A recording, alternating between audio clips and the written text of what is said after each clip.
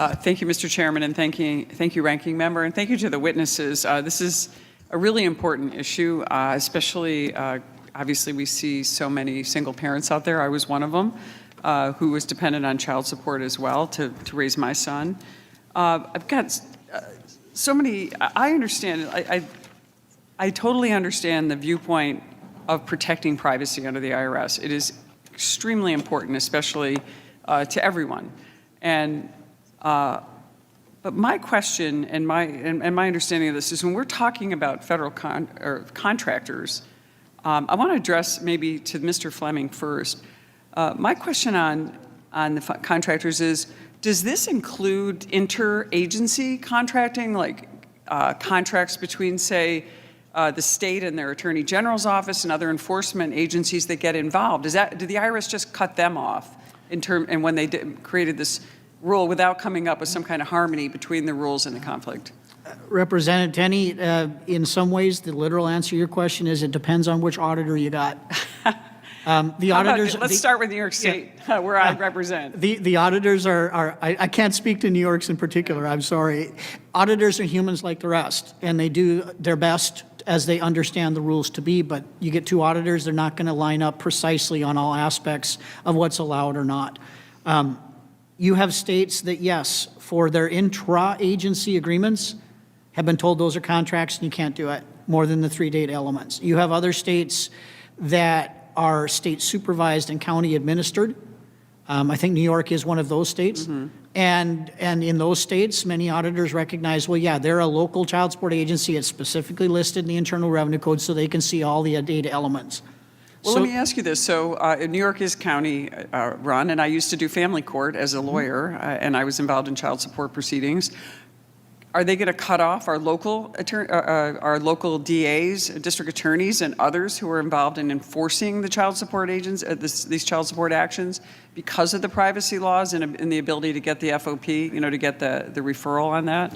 Representative Tenney, so far when the states have acknowledged this lack of consistency, there has been confirmation that local child support agencies will not be affected. So do you have a concern about the job that the contractors were doing? It seems that they had an awful lot of money that was coming in, $27 billion in fiscal year 2022 that went back in child support collections that we have just gone up in smoke now because we're not able to get that money. So why would the IRS make such a ruling knowing that it is so harmful to different parents, single parents, and people dependent on child support without an alternative? And I question, I know I'm asking you to speculate, but for what reason would you do such a thing? I guess I get Congress has to act, but why would you do something knowing that it would cause immediate harm, or I should say soon to cause harm without a solution? Representative Tenney,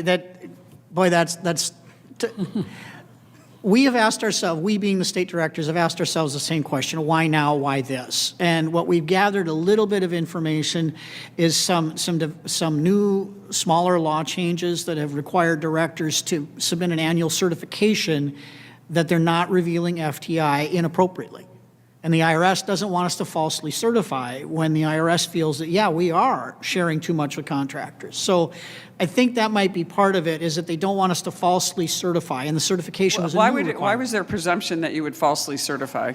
You make it sound like there's a presumption of certification. Well, I think they're looking at it saying, well, the IRS feels that the states are sharing too much.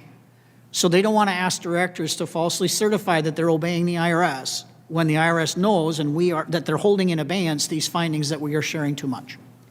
Representative, if I can jump in from a federal perspective, we manage, the federal office manages the FPLS, the large set of databases, including employment information about all U.S. employees. And like the IRS, we at OCSEI, as former commissioner, we're very concerned about protecting the confidentiality, the privacy, the integrity of the NDNH data. And other actors wanted to use the data. There is a tension. When you're managing confidential data, there's a tension about how much you share and But let me get back to this. I was trying to find the motivation for the IRS. Is the motivation to really cause centralization and control with the agency to the detriment of some of these contractors who, as you say, could be certified and certified through a program from the IRS, because we have data that shows that the IRS is not necessarily adequately certifying these contractors. And if they did, maybe it's the IRS that needs to certify better so that we can allow this money to come through and actually work through the states. Because as you implied earlier, Mr. Fleming, it's very costly for the states to have to adopt this program, and that the contractors have been doing an adequate job. That's my question. I know I've run out of time, but maybe with Mr. Chairman,